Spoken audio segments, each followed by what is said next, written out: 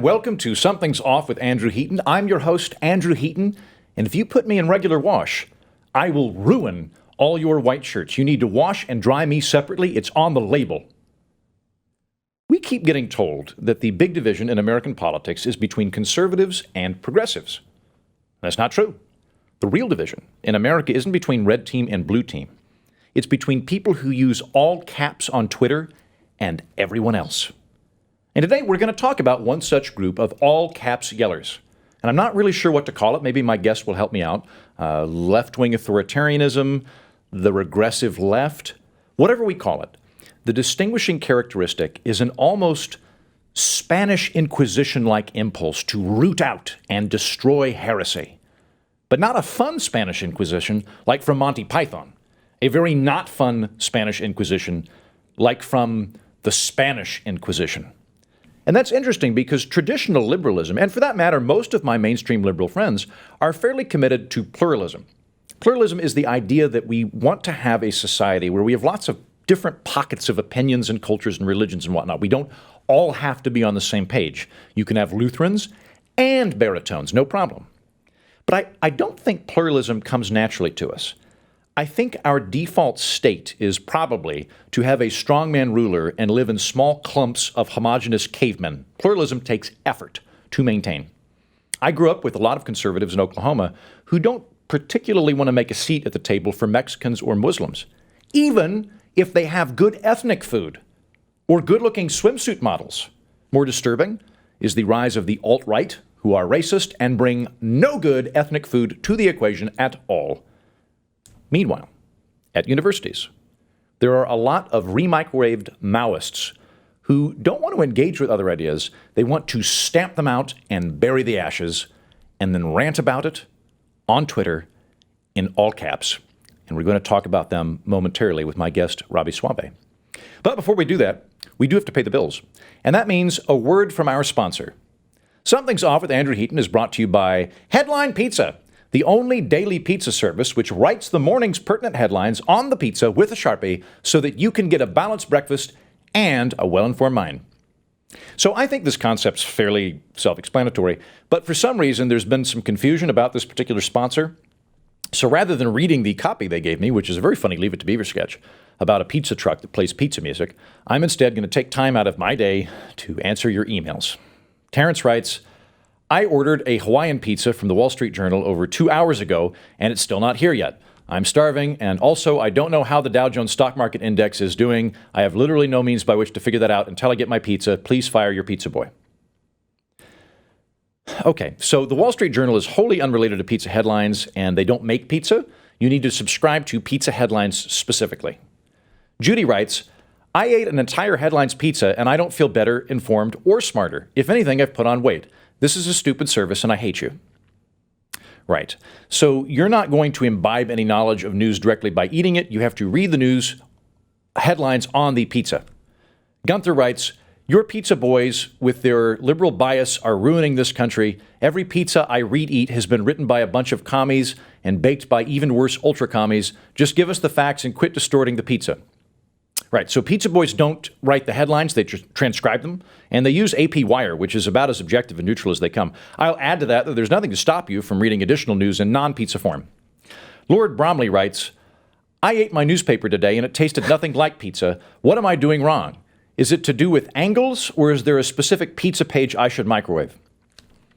It doesn't sound like you've received a headline pizza. It sounds like you're just eating your old newspaper. Please don't do that. Finally, George writes, I ordered a large pepperoni headline pizza and a small pizza with special instructions to write a crossword puzzle on it. I am having a very difficult time. What is a 6-letter word, third letter M, for a famous ruler of Egypt? Cleopatra has too many letters. I think it's probably Ramses. Okay, I have like another 20 or so of these emails, but we're going to skip them and go directly to the guest. Thank you. Get your food and get your news from Headline Pizza. It's a pizza with news on it. My guest today is Robby Soave. He is the author of Panic Attack, Young Radicals and the Age of Trump. He's also an associate editor at Reason, one of the cooler people I know.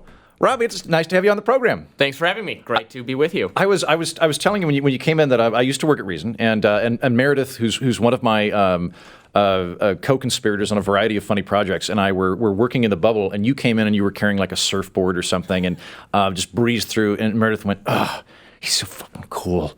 And I was like, yeah, I kind of I agree with that. I'm irritated by that, but now I feel cool because I got an advanced copy of your book. And you have a show? And I've got a show. So yeah, I'm finally in the cool kids table. And then weren't you were grilled by Congress or something yesterday? What did you do to get in trouble with Congress? Not in trouble at all. Yeah, I testified before a subcommittee on civil rights and civil liberties yesterday. And you were pretty exciting in favor of it? You were against it? What was your position? It was hard to know exactly who was in favor and who was against on the panel. I was invited by the Republican opposition, so this hearing was about white nationalism and hate crimes, the rise of hate crimes. I don't quite accept that hate crimes are actually rising. If you look at the statistics, I think it's much more complicated than that. So that was the perspective I was bringing. Well, go ahead and break that down for me, because Sure. I feel like this I think dovetails with your book rather nicely, because I have a lot of progressive friends who, from what I can tell, are truly bothered by how not angry I am and how not worried I am. Like, it really disturbs them. They want me to be more emotionally worked up. And from their perspective, they would see two white guys talking about how hate crimes aren't happening, but we're probably not as related to them. So what is your take on that? I mean, certainly they're happening. I mean, this is a country of hundreds of millions of people. There's crime. The media, though, and some policymakers have characterized what's happened in the last few years as a sudden spike in hate crimes, that things are getting so much worse.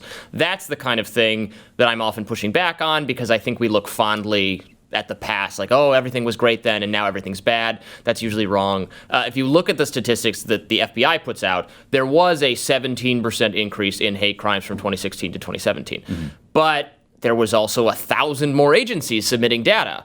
This is a small number. Anyway, the 7,000 is the hate crime number the FBI comes up with. If you go back to 1996, it was 8,000. It's gone up and down a little bit, somewhere in the 6,000 to 8,000 range. And that's all that happens every year. So maybe there's been a huge increase in hate crimes, but I don't think from looking at that data, that's actually what you should conclude. Okay. Just that they're counting basically the same number, small number of crimes as they've always been counting. Okay, so you don't think there's a statistical rise, or at least right. One that we can measure. Out of curiosity, were you raked across the coals when you were being interviewed by? Because whenever I watch those hearings, I hate them so much. Like I think they should be available to people, but I think they should be available in transcript form, because you can just see this look come across a congressman's face where he's like, "Oh, I'm going to get a good ad out of this. I'm going to do it. We're going to put it on YouTube. I'll get some donations, that kind of thing." Like, were they yelling at you? What was the experience? I didn't get yelled at too much, and honestly, that has usually been my experience from watching the committee hearings, exactly what you just described. This was a relatively nuanced and interesting discussion that, even though the other panel members disagreed with me somewhat, it wasn't an unreasonable level of disagreement. Actually, the guy sitting next to me was questioned by Representative Chip Roy, who was the ranking Republican, who had invited me there. And essentially, they had a polite back and forth where the person sitting next to me essentially did concede that the rise has been maybe like a slight, 0.1% increase. Really? So it was an interesting discussion, honestly. What was so for the other people that were talking about the rise of the alt-right or hate crimes under Trump and that kind of thing? Is it sort of, they view it as a qualitative sea shift? It's not quantitative, but it's qualitative. What is their perspective? I mean, there is. So in my remarks, for instance, I talked about, the alt-right is new. The alt-right did not exist 15 years ago. So they have, some of the sort of white nationalists that have always been around have reconstituted under the alt-right banner. And certainly the harassment they're engaged in online, that didn't exist 15 years ago, because there was no Twitter and there was no Facebook 15 years ago. So I talked about, the which might have been the golden age for not crimes, just pre-Twitter. That might be the thing, right? So the violence, the occasional violent crimes committed by white nationalists get a lot of attention, and they're horrible and should be condemned. But of course, they're a tiny fraction of all crime and all murders committed. The true kind of effect the alt-right is having is really more in the online harassment realm. But that's not something that Congress is really, because of the First Amendment, is that old thing, equipped that old chestnut to deal with. So that's on its way out. Don't worry. Pretty soon when we axe that, we'll be able to get Congress finally involved to save the day. Well, and it was a civil liberties committee, so I kept pointing out that we're talking about what law enforcement can do, all the additional resources they need, but many of the Democratic representatives on the committee were recognizing, because they were talking about the FBI's long history of spying on Martin Luther King and and communists and sort of black nationalist activists and harassing. Right, they remember all that stuff, huh? Right. Yeah. So let's not do that again. And we might if we exaggerate the threat posed by these white nationalists. Well, see, I think that's one of the interesting things you bring up in the book, is that there is this sort of clear age delineation between older liberals and, you call them Zillennials, which are, what is a Zillennial, by the way? So I'm just, that was my shorthand for referring to Millennials and Gen Z. Gen Z is the generation coming after Millennials. Okay.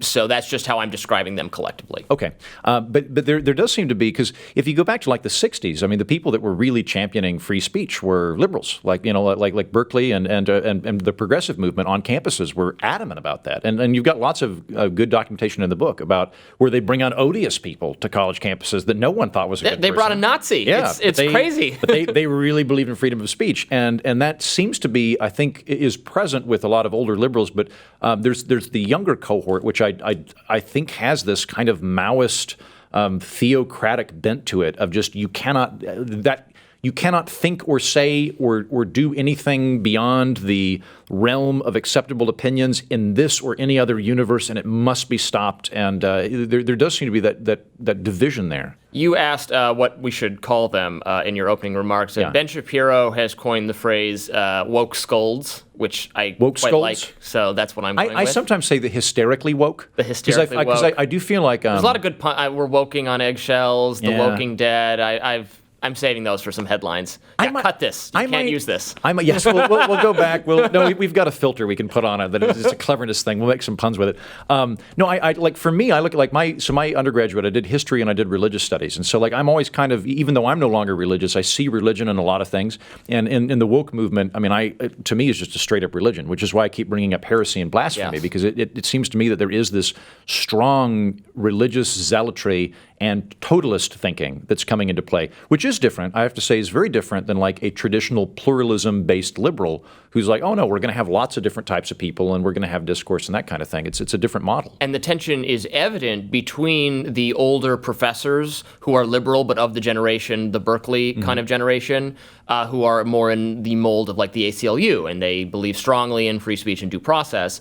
And they are in tension with, not all, but a few of their students who are part of this radically woke cabal who, refuse to allow free speech. And if you make them uncomfortable in the classroom, they report the professors. They file complaints against them. Professors, when I talk to professors, they're terrified of their students. They don't know how to teach them. They don't know how to hold uncomfortable discussions, particularly relating to sex and gender, in the classroom, even if it's in the context of literature or something like that. No, you've got you've got a ton of stories in your book of the kind of thing that you can just sort of ogle at, your jaw drops when you read it. The one that I was just baffled by was you've got a story about an acting teacher who is asking her students to act.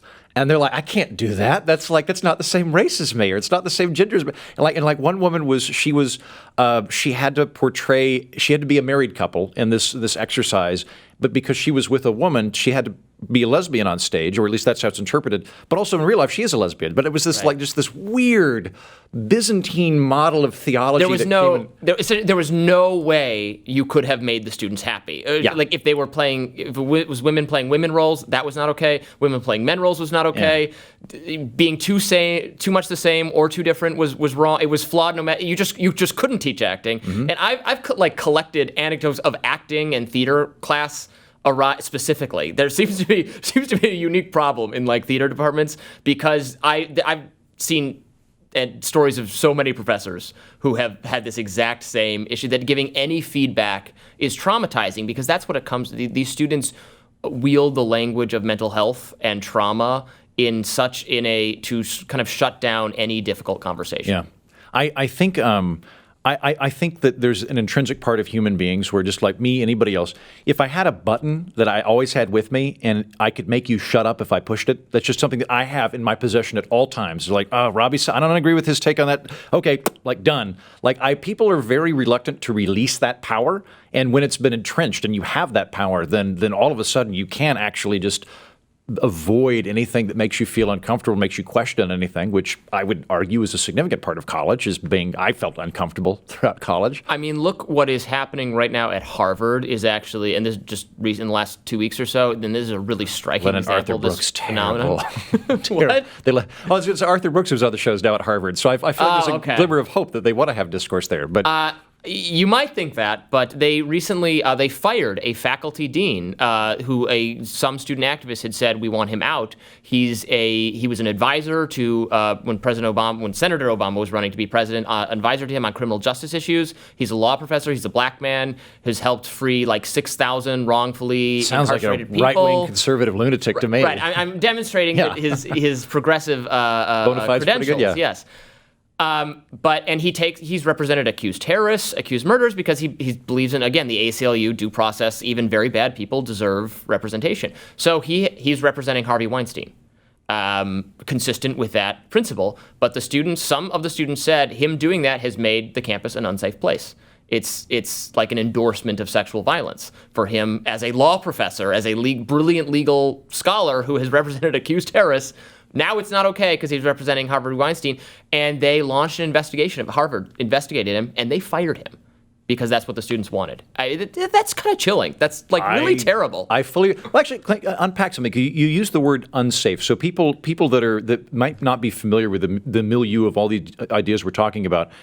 When I think of safety, I think of physical safety. I don't really think of emotional safety. I think of physical safety. But they are not just in the same category, but there's actually been this extrapolation of physical safety and emotional safety are the same thing. If you make someone feel emotionally unsafe, it is physically unsafe in this mindset, right? Yes, it's on a spectrum or a continuation of related behaviors. Physical safety may be more concerning, but your emotional well-being is like your physical safety. And that is probably the most important thing to try to understand, to try to grapple with this phenomenon. When I talk to these students who are engaged in shutdowns or who protest, or more than protest, I mean, they actually have engaged in violence sometimes to stop people like Charles Murray from speaking on campuses. They say and I'll say, don't you think you look stupid doing this? Don't you think people who might agree with you and might not agree with Charles Murray, they'll see this, they're turned off by what you're doing, they'll be more sympathetic to whoever you're shutting down.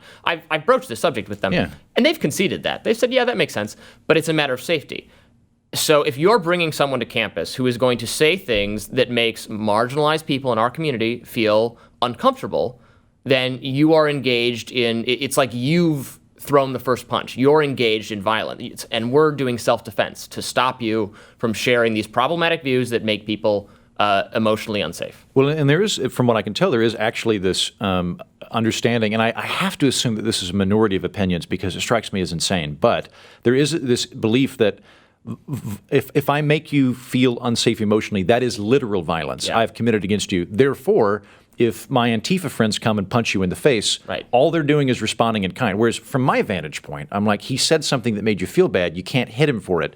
But in the mindset of some of these folks, like absolutely 100%, they're both forms of violence. You're the violent one. All I'm doing is self-defense by trying to, hit you in the face with a chair leg or something. And the people who hold this view are not, I'm not trying to say this is the entire generation. All kids these days, they're terrible. This is the entire generation is bad. This is a radical minority. This is a small subset of the students, of the activists, what have you. The problem is they're just getting their way. Everyone's afraid of them on campus. They do this, and no one. Now, some administrators are standing up to them. For a couple of years there, they were just getting their way at all of these events because nobody knows how to confront them or what to do about it. Previously, in like the 90s or the earlier aughts, you'd have a protest of the speaker by these same people.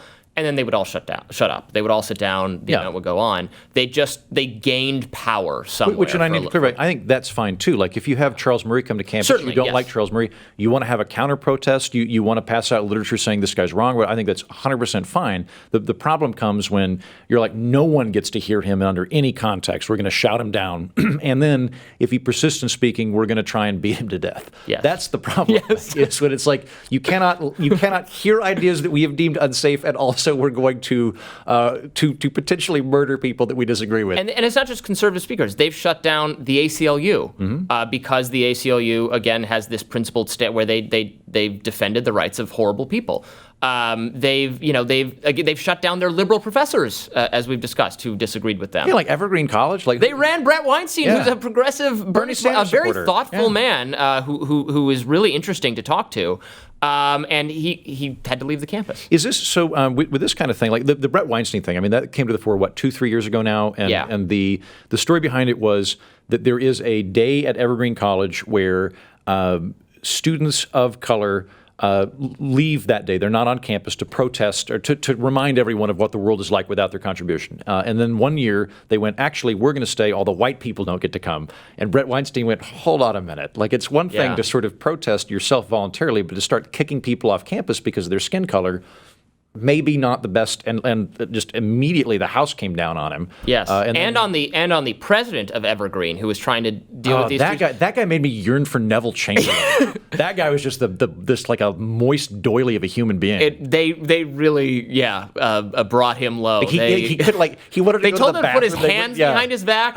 Because like it's sort of like you could hear them yelling. They're like because he's gesturing and they're like that's a microaggression, and he stops and then he wants to go to the bathroom and they wouldn't let him leave, and like that was the most like this is a scene out of the French Revolution kind of. Like we have the sans culottes have risen up. Mm-hmm. We're setting up the guillotine. This is the or I'd say actually the Chinese Cultural Revolutions I think are pretty good. There's Peter Suderman, our friend over at Reason, recommended that I read a book. Or no, actually it wasn't that particular book, or maybe it was Suderman. Anyway, there's a book that I read about 2 years ago that's a science fiction piece that came out of China, and I wanted to read something that was science fiction outside of the United States. And without getting into the science fiction plot, it starts during the Chinese Cultural Revolution, and that bit's historically rooted.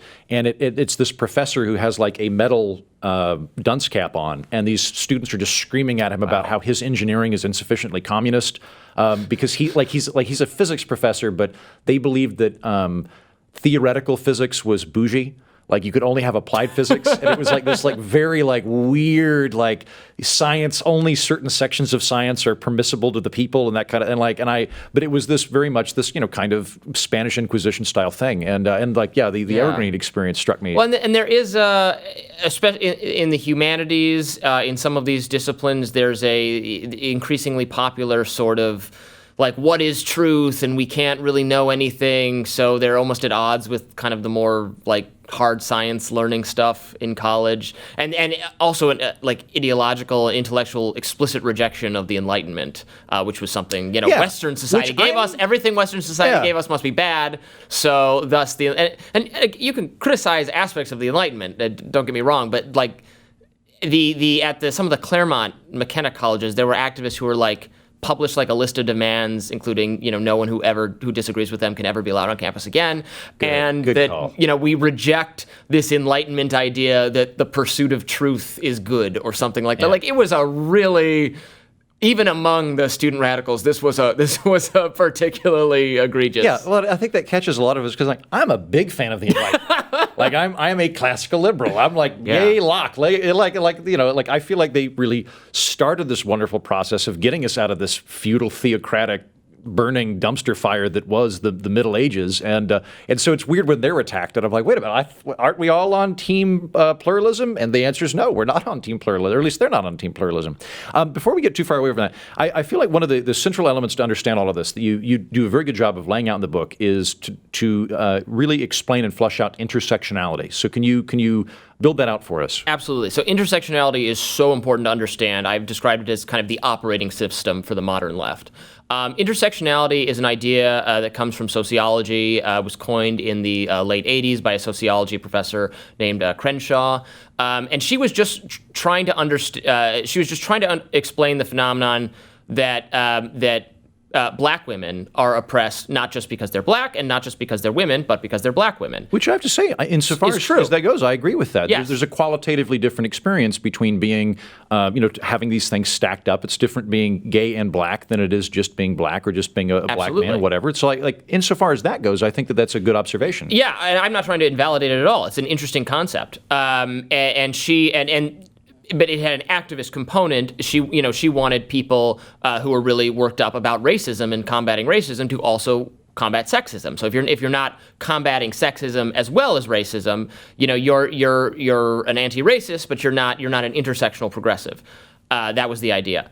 Over the years, we've had the kind of intellectuals who guarded this concept, have added all these other categories as well, like LGBT is a category, class is a category, but we can have disability status, religious affiliation, if you happen to be one of the religions that the modern left wants to fiercely protect, mostly just Islam, and so on and so forth. College campuses have, taken this concept even to like sizeism has been included in this. Yeah, which I didn't even think was real until I was reading your thing. And then I went on Twitter yesterday and I saw a tweet about like it was from a very progressive person saying you need to quit making fun of Trump for being fat. That's not okay, and all these different things. And I was like, okay, this is a real deal. All right. Yes, you can't say, and it becomes about policing language to a huge degree. You can't, for instance, somebody in a wheelchair, you can't describe them as wheelchair bound. That's ableist. I didn't even know that was not a polite way to say it. Because a lot of these terms change every couple of years. Because the point is to show who is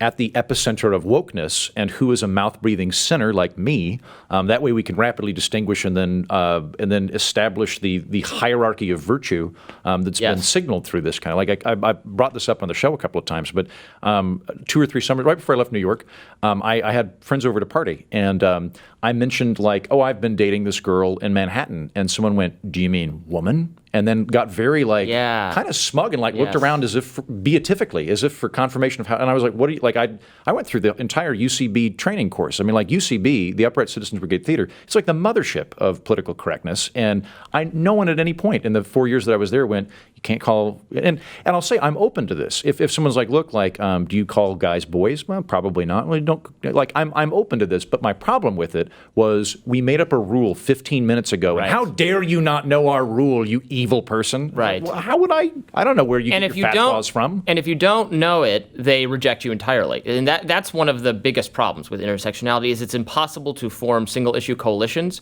because the intersectional progressive left only wants to work with people who agree with them on all of these things, some of which are, we should all agree on anti-racism, anti-sexism, but some of them a little bit more fringe that you're going to have a harder time getting older people, for instance, to understand, let alone agree with. So you can't, what if someone, if we're trying to reform criminal justice, for issue. Great example. That's something where we want to bring conservatives. Let's go. We want to bring everybody on board, but we're going to make different arguments depending on who we're trying to get on board. If I'm talking to my grandparents' generation, I'm going to talk about how the system is fiscally irresponsible. It's fiscally irresponsible. It's what about states' rights, things like that. I'm not going to say, and also you have to get really worked out about sizeism. But that's kind of what the intersectional framework demands, and also, so it's going to cause all this infighting, and it's poorly understood by so many. So I don't think so. It doesn't seem like a good idea. I think that's a very frustrating element of this because I'm a political orphan. I'm not on red team. I'm not on blue team. I'm much more issues based. I've got caucuses that I like, and I've got issues that I like. Criminal justice reform is a great one where I'm very happy to sit down and work with progressives on that issue. However, if I also have to denounce capitalism and fight against capital, well, I think markets are great. I'm not going to help you do that at all. I think you're going to tear down the house of cards if you're trying to kick at that liberal bulwark of free enterprise. So that there is this sort of isolating effect, and it's one of the interesting things I've found the last couple of years is just how much people that are really rooted in some partisan identity tend to hate moderates. I do not gather that moderates would be a good thing to build bridges with this particular clique of re-microwave Maoists. That the moderates are the problem. And get them on board. The Black Lives Matter group that protested the ACLU, I largely agree with many Black Lives Matter goals, and you do as well. But this group said in their protest, they said liberalism is white supremacy. Ah, yes. Liberalism is white. That is exactly right. And the kind of democratic socialists, the more sort of economically interested progressives, they hate moderates that they call normies more than anything else. They hate them. The sort of the Democratic part, the Joe Bidens, the Hillary Clinton, they hate them more than anyone in like the Trump coalition could ever hope to hate these people, hilariously.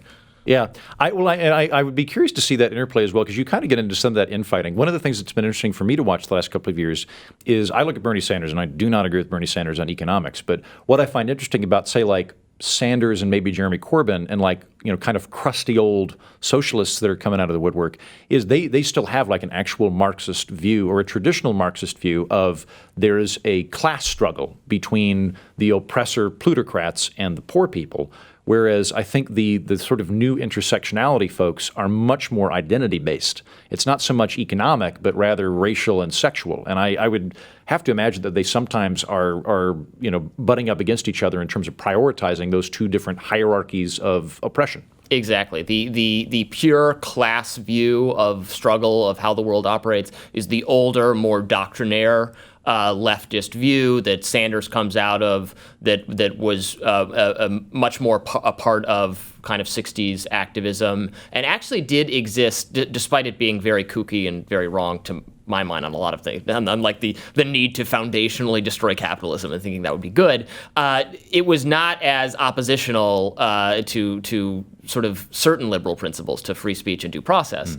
And then when it became all about, exactly as you said, it was almost to make it more identity focused, to make it more cool and attractive to young people who are really into identity. And these things are butting heads. I mean, some of the leftist coalition wants to be like, okay, really though, it is about class struggle. Like that's what it is. And then others go, but what, well, no, that's really, Marx had nothing to say about race or disability status or what have you. And they're really cross with that. Yeah, it's interesting to see how all of that stacks up. We had on the program, the beginning of the program, like second week, we had Arnold Kling on. Not Arnold Klingon, but a guy named Arnold Kling was on the show. Arnold Klingon's a guy that works out of Vegas. He's a really funny Star Trek impersonator. We'll get him on later. But I draw heavily off of his heuristic work, and he says, conservatives tend to have a worldview or a heuristic model of civilization is under attack. Libertarians tend to think in terms of, is it voluntary or is it coercive? And progressives tend to separate almost everything into oppressor versus victim. Right. And one of the interesting things that happens as a result of that is you don't want to be the oppressor. So you need to establish that you're a victim very quickly. And in the book, you kind of point that out, that I think particularly in college campuses, if you're a part of this woke clique, you want to sort of display very rapidly any way in which you might have been ostracized, oppressed, or might have like a mental health issue. Exactly. Which I thought was interesting, was the whole I've diagnosed myself with a problem, therefore I too can partake of this victimhood. If the people who have the most or who suffer from the most kinds of intersectional oppressions, they are going to have the most authority, because only members of the oppressed class have standing to discuss and pontificate on these issues. So you have to have a lot of oppression to have sort of authority in the activist sort of leadership. Mm-hmm. So what do you do if you're a very progressive, white dude who actually hasn't languished under any of these oppressions? Apologize constantly. But if you want power in the group, you have to establish that yes, you have suffered oppression and mental health, because you can just say that one. You don't have to look different or anything. You can just, I have a mental health problem. That is a way to that's a card to play. Mm-hmm. And of course, many people do have mental health problems, and we have destigmatized talking about them to a degree that I think is praiseworthy. Mm-hmm. But there is going to, on these campuses, some of these campuses I visited, like I went to Arizona State to do some interviews, and it's the most beautiful campus on earth. And there's a sign every 5 feet saying, "Have you forgotten to breathe today? Do you need help? Do you need to go see the counselor? Are you okay? Are you okay? Breathe. Like, okay. Like, you're going to be talked into thinking there's something wrong when you're perfectly fine, or you should be perfectly fine. And there's a pushing people into a mental health diagnosis of themselves to a degree that I think is maybe a bit too much. Yeah, well, I think I think that we would all be of one accord in that it is bad to oppress women. It is if you were unrelated to that, if you have a mental health issue, there's nothing wrong with getting help for it. Yes. I think what is more problematic. I don't have kids, but when I raise them, I don't want them to think of themselves as victims. I want them to think of themselves as problem solvers who have agency and the ability to fight and create a path, as opposed to be in a constant reactive state to the world. I do not think that is a healthy way of looking at things. But we libertarians know that incentives matter. And if the incentive is to portray yourself as a victim, even when you really aren't, or you should not, you're relatively well. These are college students in America in the most prosperous time in human history. So is that my card to play? Because I find that if I get into the fact that I'm a white male comes up real quick when I have conversations with my progressive friends, and there's varying degrees, but it comes up very quickly as you are privileged. The reason that you don't understand this is because you're privileged. And I think you need to acknowledge that you don't really have any moral standing on this issue. I'm like, way to just rope me into wanting to agree with you by delegitimizing my opinions based on my skin color and gender. Good call. But you're I'm also really not, into this. You're also not supposed to ask them because it's not they tell you over and over again, it's not their job to educate you about this. So you're not supposed to ask in order to be educated, but you're not supposed to have your own opinion on it. So there's just no way to gain the requisite knowledge that the intersectional progressive wants you to have. Well, and again, I think about a big portion of this, I think, is power. Or power might not even be the right thing. Like in old Westerns where someone's firing at the town drunk's feet to make it dance? Yes. There is that. I don't know what, I'm sure there's a German word for that. There's probably the German word for the delight of shooting at a drunk's feet with a gun to make it dance. Winterschlag. Winterschlag. That is a thing, and it's not limited to progressive. But that's a thing through humanity, and I've seen that. And there's a very big difference between. I have a problem with what you said. We need to talk about it, or even I could, me being a white guy, I don't really know what it's like to have to correct people constantly about some element of my identity. Like that, I'm sure that can be exhausting. But I do think there's a difference between I now get to display how awesome I am, and I get to smack you around. You can't do anything. When I was in college. I was in a wonderful / incredibly nerdy capstone class at the Honors College called Fembots, Androids, and Cyborgs. It was a really good sci-fi class. Yeah. And keep in mind, for people listening, I am at this time 22 in Oklahoma in 2006, and I was not part of the cosmopolitan structure that I am now. And at some point, I don't remember what it was I said, but I said something like Orientals like anime, something like that. And you're not supposed to use Orientals as a term to describe Asian people. I did not know that. My professor, who was, I think, South Korean or was of South Korean extract, just was like, hey, just so you know, Asian people don't like being called Oriental because it makes us feel objectified. It would be better if you said Asian. And I was like, oh. Actually, I wrote a note about that where I was like, you could have raked me across the coals, and you didn't. You very kindly corrected something, and I now don't say that anymore because I don't want to needlessly offend people. But had it been, we're going to just ruin this guy for inadvertently saying something, I would have reacted very differently to it. And I would have also been very different. I think in her case, she wanted to help me, and she also didn't want to be offended, both of which I think are very laudable goals. But had it just been like a power trip, that Wasserschlagen or whatever, that would have been a very different qualitative experience. Yeah, and unfortunately on, literally more than 100 college campuses, there are reporting systems for telling on people, essentially for not knowing to use the correct language. I agree with you. I don't want to offend people. I want to describe them and talk about them in exactly whatever language they want me to use. But there are literally reporting systems now for getting people in trouble. And invariably, this ends up, again, this showing how it's in tension with kind of the class-based model. So people who are less well-educated, who are less privileged, will get a lot of these things wrong if they're coming from a working class background or something, and they're older. So the people that are also considered in victim categories will also be the ones most likely to not understand what these other victim categories want them. So this makes total sense to me. In my experience, as a humorist, I have had very, very few people ever be offended about anything I've said themselves. I've had a lot of very preachy white people be offended on behalf of someone who's not in the room, who I'm probably drinking later with. Yeah. And it's generally it's the preachy white people that want to come the first angry letter I ever got for something funny I did. I used to write a column at the University of Oklahoma, which was kind of a Dave Barry knockoff. Yeah. But I wrote, I hope that went down the memory hole. You're about to cancel Heaton. Cancel Heaton. I'm sure there are things that would ruin me, but fortunately, I think it was long enough ago. I'm probably okay.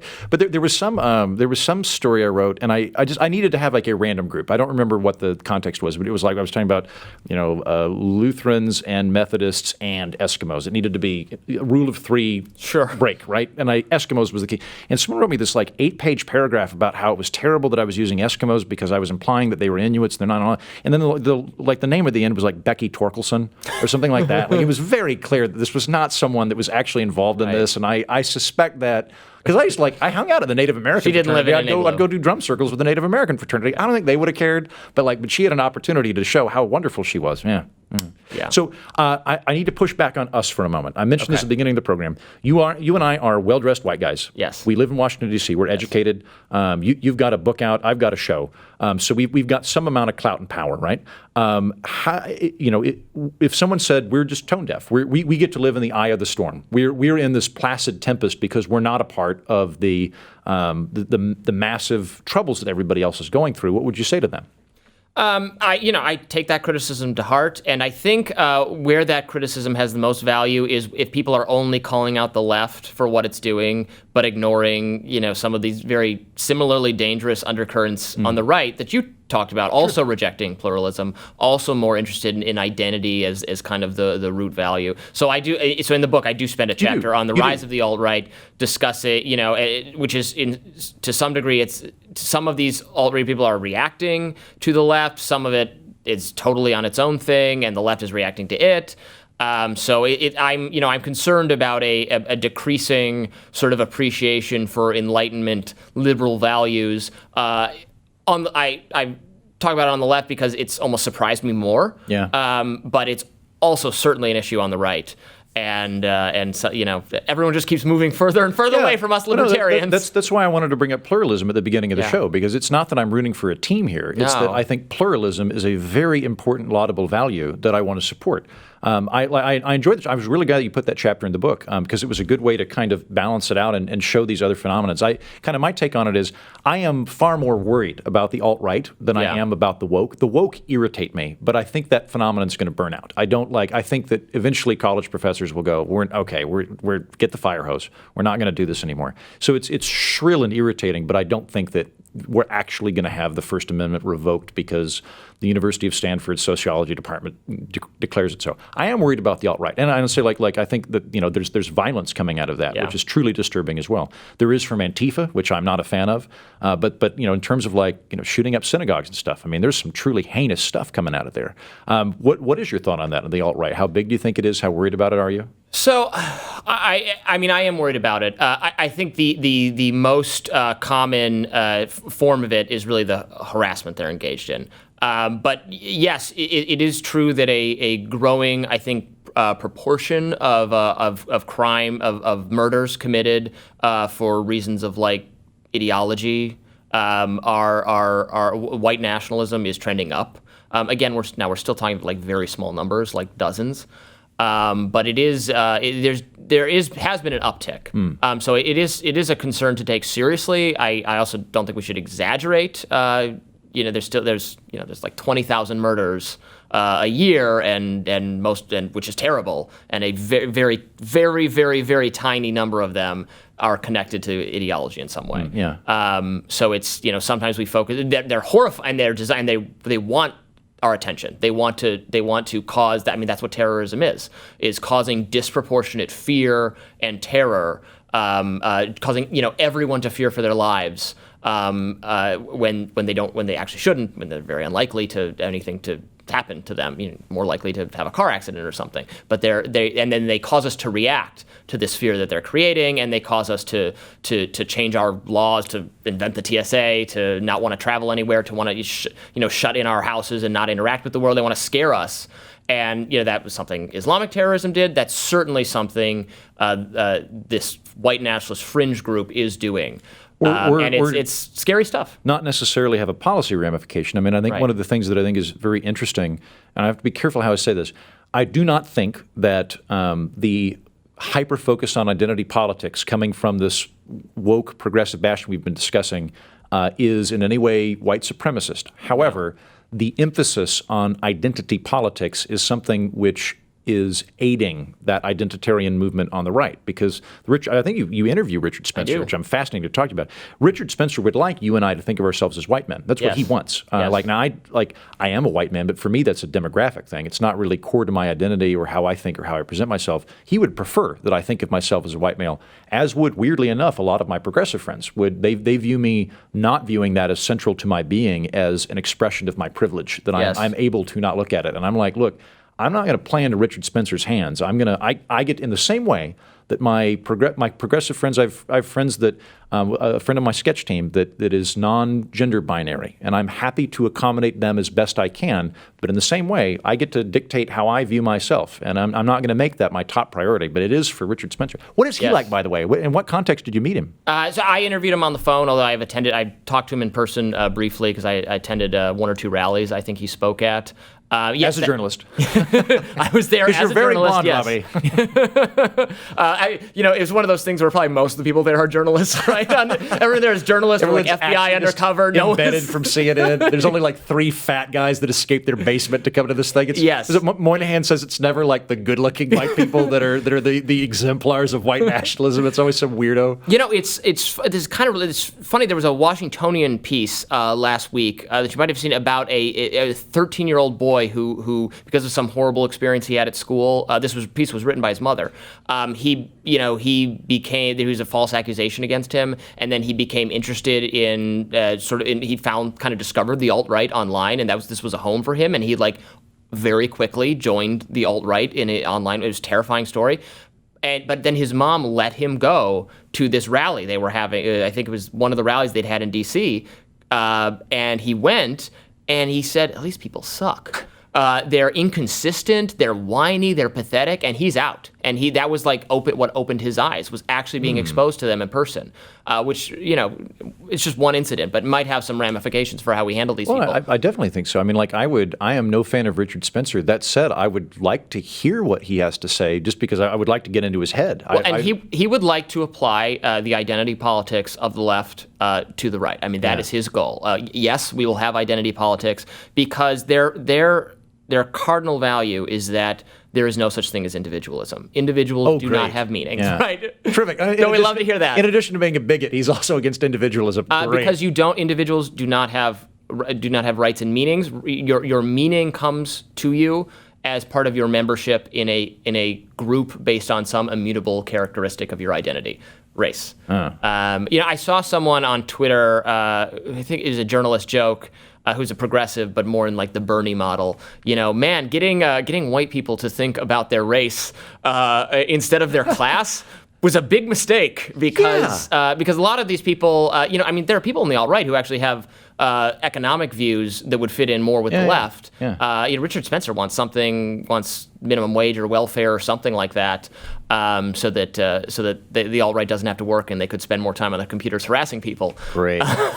But it's they've come from, obviously there are people who've come to the alt-right from libertarianism, but there are people who've come just from conservatism. There are people who came from the Occupy Wall Street movement.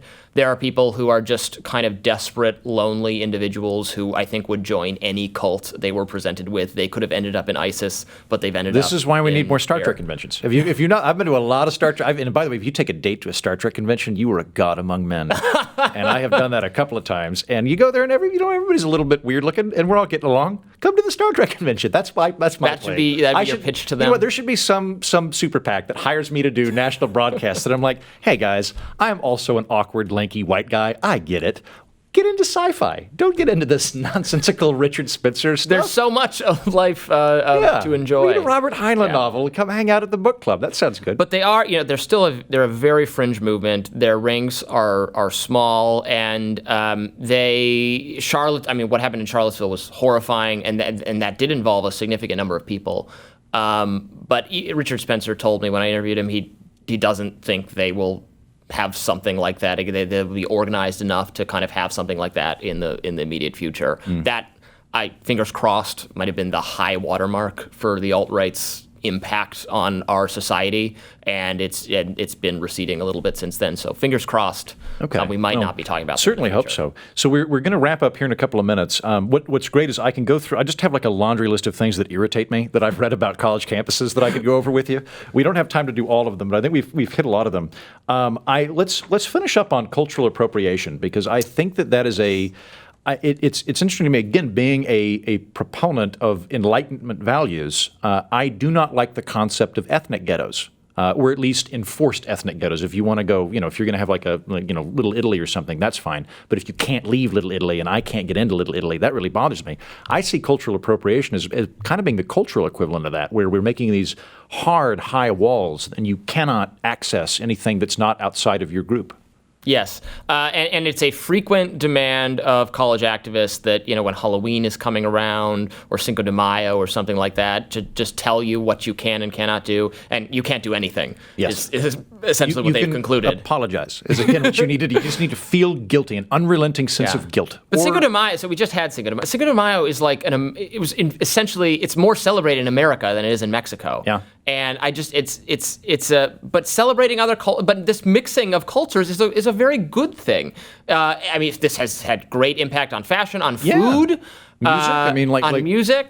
Bluegrass is this wonderful synthesis of Appalachian, Scots, Irish, and freed slaves from the South. Like a banjo was originally an African. And I love bluegrass, and bluegrass has a bunch of different influences. Rock and roll. There's all sorts of most music involves taking things from other things and creating a new cool thing with it. Yeah. It is weird. I will say with cultural appropriation, I did have a little bit of a back.